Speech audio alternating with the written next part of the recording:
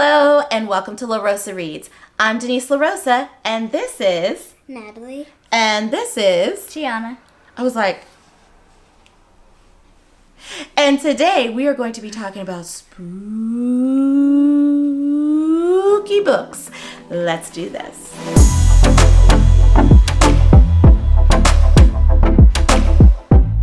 Oh, this is the time of the year to get cozy with a spooky read. And we have not one, not two, but 3 spooky reads for you.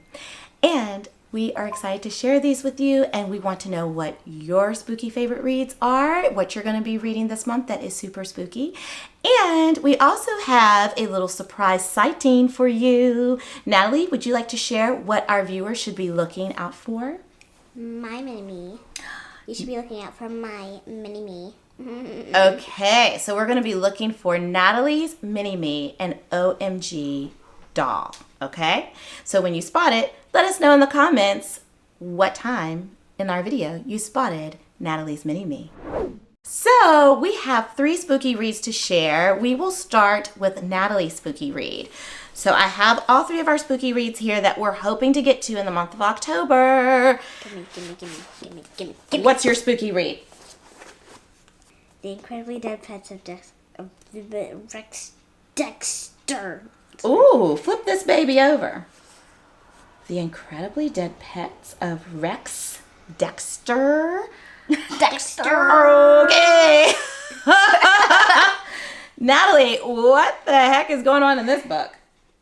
So, this boy named Rex always dreamed of having a dog. Here's the weirdest picture I have ever seen in the front of this book. So it has illustrations? Yes. So this is like the weirdest picture I have seen in the book. I want a dog, bro. Oh my lordy. Okay. He wants it to be like a chocolate brown Labrador or something. But instead, on his birthday, his weird parents give him a dead chicken.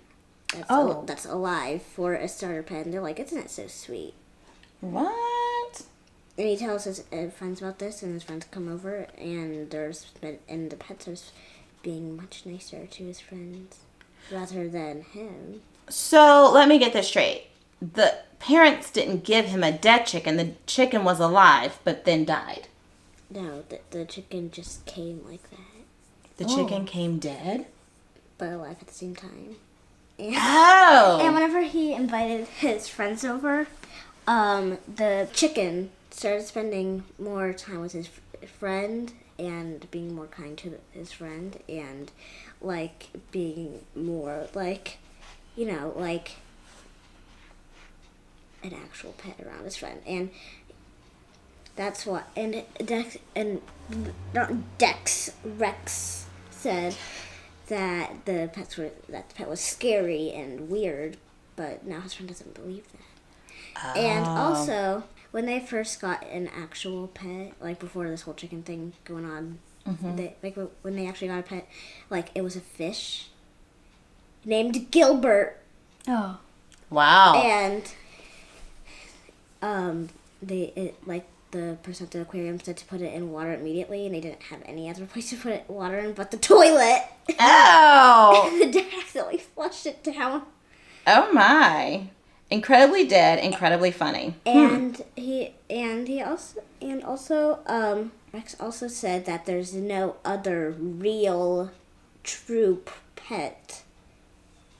But the only real and true pet in my world is a dog. Oh, that's kind of rude, Rex. I know. Come on, Rex Dex. What? I love his name, Rex Dexter. And The last thing. Okay. He also said he was born to have a dog for some reason. Because he was like, Rex is a dog's name. So he said another weird dog name, like Max and Piper. And, yeah, like another typical dog name. Yeah, and he said those names were weird. Aww. And he likes his name better.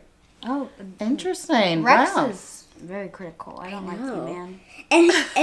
And during chapter 6, the one that I was reading before I went to bed, he was in class and he stood up on his desk and said, "I have a dead pet and I don't have a real pet in my house." And how did his classmates respond to that? It was just one of those silence, and the teacher just said, "Oh, can you please sit down in your chair?" Well, so Natalie, you are actually listening to this book on Audible, right? Yes, because all these words are just words I can't understand. Like, they're like, to me in my world, they're like this long. I just can't read it. Well, you can't read it yet. So I appreciate that you're learning as you go along. So very interesting. I'm feeling this. I feel like you're really into it. I love that there's illustrations, looking really interesting here. And it's a book series, so you may want to dive in. But you're still early into it, so. But also in the book, it was so weird because, like, on the audiobook, like, not the audiobook, the person that was reading. Oh, the narrator. Yeah, the narrator, it, like, in the book it described how what was going on inside the box, like, and it made me cringe a little because Spooky. his claws was just, like, scratching up against the cardboard. Oh. And then they said it was breathing, like, heavily. Like, not heavily. Yeah, you're right. Breathing heavily. And the narrator was just like... Spooky narration. I love it. And I'm just like, that's just making me cringe. And I didn't like it. And then they said whenever the chicken came out the box, it started jumping and wobbling. It set it all around and Jeez. and becking the furniture and ripping it all up and stuff like that. So. Well, sister, you want spooky and you got spooky in The Incredibly Dead Pets by Rex. Oh, The Incredibly Dead Pets. Pets, not pets. You were a lie. This is a tongue twister. The Incredibly Dead Pets of Rex. Dexter. All right. I'm so distracted by this. I have a hole in this sweater, but this is like my favorite. Do you guys ever have like a favorite cardigan or sweater and you just don't want to give it up and you just wear it and it can have holes and be torn to shreds and you still love it? That's where I'm at with this, so I digress. G, what you got going on, Boo? So I have the School for Good and Evil. So I haven't read this book yet, but it's, as you can see, a Netflix film and hasn't came out yet, at least from the time that I saw it, which was a little while ago. So, I mean, it might be out. I don't know. I didn't really check. But, so it's supposed to be based off of, this is giving me Ever After High vibes from whenever I was little. But, like, so they're the daughters of Disney princesses and Disney villains, or just fairy tale Disney princesses and Disney villains. Yeah, that sounds better. What I'm thinking is that they're the daughters of the Black Swan and the White Swan. I don't know if that's what their names are, but yeah. And so, as you can see, the Dark Castle is on the light side, and the Light Castle is on the dark side because they get lost in this forest. Let me show you. So there's a map Of the entire, like, area near the school. So here is the good school on this side. Here's the evil school on this side. The evil school's clearly bigger. And there's a forest. It's called the Endless Woods. And it's in between the good and evil school. These two right here get lost, from what I heard, in the forest. And they get lost, and so they try walking back to their schools, but they go to the wrong school.